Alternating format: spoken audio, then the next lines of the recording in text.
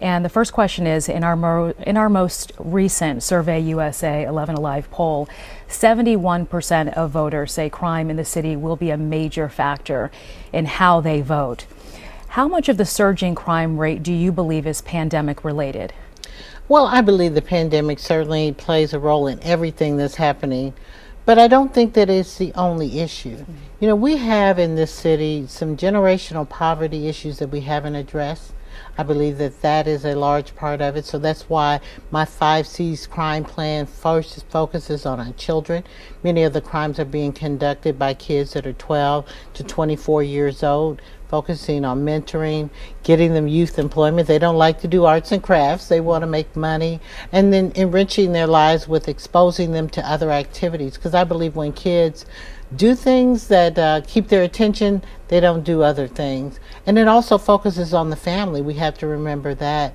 You know, the single mother, I want to work with our workforce development agency and even partner with our unions to get them into jobs that are above living wage, above that $15 an hour, and then help them into home ownership so we can start to break that cycle of generational poverty. So we have that as, I believe, a part of what's going on, and just general sense across the country. You know, people are committing a lot of violent crimes. They are. Your opponent has accused you of not having a plan to tackle crime right now. What can residents expect to see in the first 100 days when it comes to restoring public safety? Well, he's incorrect, and I do have a plan for right now, and I had a 100-day plan which is on my website, but the first thing I will be doing is looking at the leadership of the department, getting new leadership as an interim chief, and then doing a national search for a permanent chief. I will be getting, within that first 100 days, the equivalent of 200 more officers on our street. And I say equivalent because I'm going to take those officers. So not just in a year, but in the first 100 days? In the first 100 days. So what I'm going to do is I'm going to take those officers that are behind the desk with guns and have them to spend at least 8 hours of their 40-hour work week on the street but backing up our patrol officers. I'm also going to incentivize those officers who have recently left and ask them, please come back on a contract for a year or two so we can help pull our force up and our numbers. And that will be an incentive because they are retired. You can keep your retirement pay. We'll also pay you to come, and that can help alleviate, you know, the shortage that we're having.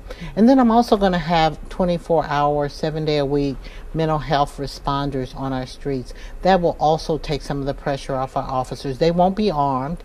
They will be trained medical professionals that can take some of that pressure off of our officers. And I believe that that is an immediate response to getting more presence on the street. That covers the now. Can we talk about the police chief, what your plans are for Chief Bryant? So you just said that you plan to bring in a new police chief. You have said that the current chief, Chief Bryant, does not share your vision. He doesn't line up with your vision for the city. So what are you seeing in the current chief and within the Atlanta Police Department that would line up with your vision? What specifically are you looking for? Yeah, so I don't remember saying that he doesn't share my vision. We haven't had a vision conversation. But I just believe that we need new leadership so that we can start in a new direction. And I want whomever that chief to be is one that shares my vision. And my vision is, number one, that they keep our city safe and make it safer. But secondly, and this is an important piece because we have to deal with the reform issue. Police officers alone is not the issue. We have to make sure that we're doing everything we can to make sure when our citizens interact with our officers that they feel safe in their interactions with them. And they've got to share that vision as well to do both. Self-defense and vigilantism have surged back to the forefront of this national conversation around race for weeks now. Both are at the core of the cases involving Kyle Rittenhouse and Ahmaud Arbery. As mayor, how would you lead the city and address this tough conversation with police and residents? Well, and it's not, you know, vigilantism is not a police issue per se, because, you know, even going back to Trayvon Martin, there were average citizens who took it upon themselves to administer law enforcement. And we definitely in this state have addressed it when we have eliminated the citizens arrest law. And I would certainly... So how would you address this with residents then? Well, that's because what I'm Kyle saying. Rittenhouse and Ahmaud Arbery, yes, So are what not I- involving police, but Right, what it is I'm an saying- issue that every city has to tackle right now, and the mayors have to address in some Most way. definitely. And so as I address it as mayor, to say that we do not condone that behavior, and we would ask that citizens not do it.